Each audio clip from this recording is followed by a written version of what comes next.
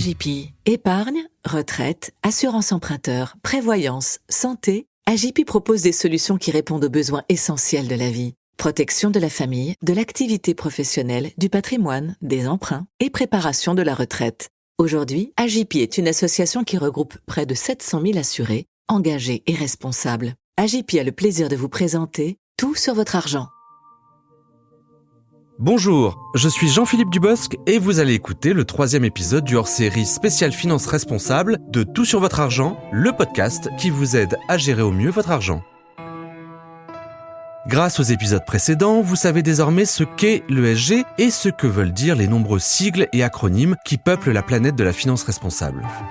Maintenant que vous êtes bien informés, vous voulez peut-être sauter le pas, faire en sorte que vos économies soient utiles pour l'environnement et le bien-être de la société. C'est tout l'objet de ce 3e épisode où je vais demander à Raya Benchikou, directrice distribution Retail France du gestionnaire d'actifs responsable AXA IM, comment on peut concrètement épargner de manière vertueuse.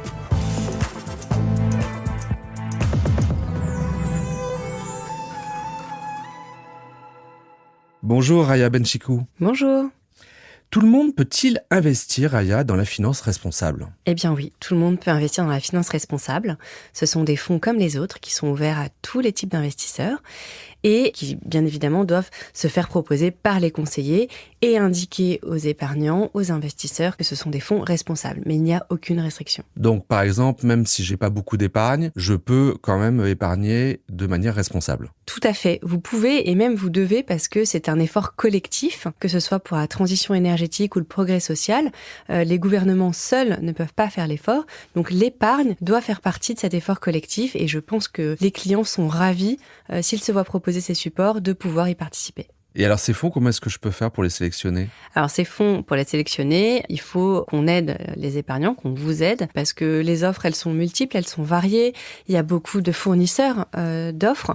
Et donc le gouvernement français, en 2015, a sorti des labels qui permettent de flécher en fait ces investissements. Donc il y a un label généraliste qui s'appelle le label ISR, pour investissement socialement responsable, et qui va venir garantir du caractère durable du fonds dans lequel vous allez investir. Et puis un label plus spécialisé sur la transition énergétique et écologique qui s'appelle le label Greenfin et qui est plus un label environnemental. Après, il y a des sociétés de gestion comme nous, par exemple, chez AXA IM. On a pris la décision aussi au sein des noms de nos fonds de pouvoir mettre un acronyme pour flécher en fait cette épargne responsable et à impact positif. Et alors, je crois que vous avez différentes approches, justement, dans votre sélection, dans la manière de composer, en fait, vos fonds. Oui, tout à fait. Chez AXA IM, on a 3 types d'approches. Et cette approche, elle va dépendre de l'objectif final du client. L'approche la plus avancée, c'est ce qu'on appelle des fonds à impact positif. Et là, on va viser des entreprises qui ont un objectif sociétal. Par exemple, de réduction de CO2 dans l'atmosphère. Ou bien, si je prends le pilier social, par exemple, une entreprise qui va favoriser le développement du capital humain au sein de son environnement. Si on va sur un autre objectif qui peut être de se dire moi je veux pas forcément en tant que client un impact positif parce que je vais me retrouver sur une thématique bien ciblée, je vais avoir des secteurs qui vont pas être représentés et moi j'aimerais bien avoir une approche qui suit le marché, mais tout en étant responsable. Alors là c'est ce qu'on appelle l'approche plus best in class et on va avoir une sélection des entreprises qui vont être les mieux disantes d'un point de vue environnemental, social et de gouvernance, mais on va avoir bien une représentation de tous les secteurs, même les secteurs polluants, donc on va aussi avoir du transport, on va aussi avoir de l'énergie. Donc là, ça permet d'avoir un investissement totalement diversifié, en ligne avec le marché, mais en ayant une démarche responsable. Et puis on a une 3e approche, parce que si on veut vraiment avoir un impact positif, il faut aussi accompagner des secteurs qui sont polluants et des entreprises qui ont la volonté de transformer leur modèle d'affaires. Et pour ça, on a une démarche d'engagement sur 3 à 5 ans, puis on met des objectifs et on a des sanctions si jamais les objectifs ne sont pas atteints.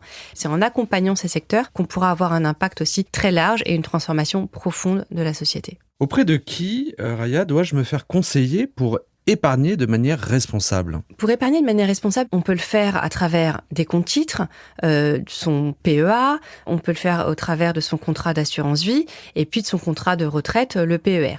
Et donc, les personnes habilitées à vous proposer tous ces supports, ça va être généralement des conseillers financiers. Donc, ça va être des agents en assurance vie, ça va être des courtiers aussi en assurance, ça va être des conseillers bancaires, puis ça va être des conseillers indépendants. Voilà, donc tous ces intermédiaires qui vont venir faire l'intermédiaire, la courroie de transmission entre les fournisseurs de données, donc sociétés de gestion, et puis le client final. D'accord ? Et ça, c'est très important parce que la courroie de transmission, on voit que c'est vraiment l'élément clé.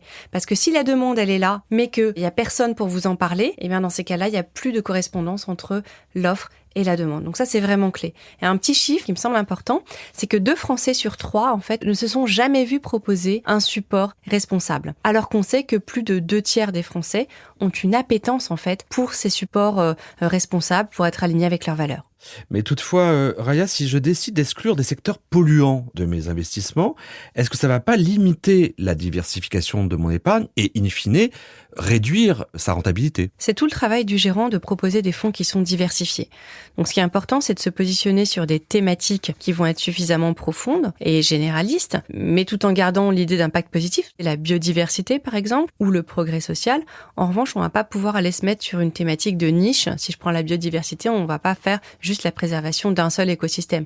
On va faire un fonds qui préserve la biodiversité sur terre, sur mer, sur la faune, sur la flore, pour avoir une profondeur d'entreprise suffisamment élevée, parce que c'est très important de proposer des fonds qui sont diversifiés. Donc diversifier, ça veut dire quoi ? Ça veut dire avoir au moins entre 50 et 100 entreprises dans le portefeuille pour offrir un profil de risque-rendement intéressant pour le client. D'accord, donc même si on choisit des fonds thématiques, on diversifie quand même son épargne. Tout à fait. En conclusion, Raya, quel est l'intérêt pour un épargnant d'investir dans la finance responsable ? Alors l'intérêt, il est tout d'abord individuel, parce que je pense qu'on a tous envie aujourd'hui de vivre en adéquation avec nos valeurs, dans notre quotidien, dans notre consommation, dans nos modes de déplacement, mais aussi dans nos placements financiers. Donc c'est tout l'intérêt de pouvoir se voir proposer des placements responsables sur la thématique qui nous intéresse le plus, l'environnement, le social. Et puis c'est participer à l'effort collectif, parce que c'est très important. Aujourd'hui, les gouvernementaux tout seuls ne pourront pas en fait faire face aux enjeux et aux sommes colossales que nécessitent ces changements, et notamment sur la transition écologique. Et donc l'épargne des Français, c'est 3 400 milliards d'euros. Donc si on arrive à la flécher et à l'orienter vers des supports d'investissement responsables, alors l'effort collectif aura été fait. Merci Raya pour toutes ces informations. Merci à vous. C'est tout pour ce 3e épisode de Tout sur votre argent spécial finance responsable. Le prochain épisode sera consacré aux nombreux labels qui permettent de flécher l'épargne des Français vers les fonds responsables. Tout sur votre argent est coproduit par Europe 1 et Tout sur mes finances, le média de tous les budgets. Vous pouvez écouter ou réécouter cet épisode et les précédents sur europe1.fr, toutsurmesfinances.com et sur votre plateforme de streaming préférée. N'hésitez pas à vous abonner, à mettre 5 étoiles et à parler du podcast sur les réseaux sociaux. Vous avez également la possibilité d'envoyer vos questions et commentaires à contact@toutsurvotreargent.com. À très vite. C'était Tout sur votre argent avec AJP. AJP est une association qui regroupe près de 700 000 assurés, engagés et responsables. Épargne, retraite, assurance emprunteur, prévoyance et santé, AJP propose des solutions qui répondent aux besoins essentiels de la vie. Protection de la famille, de l'activité professionnelle, du patrimoine, des emprunts et préparation de la retraite.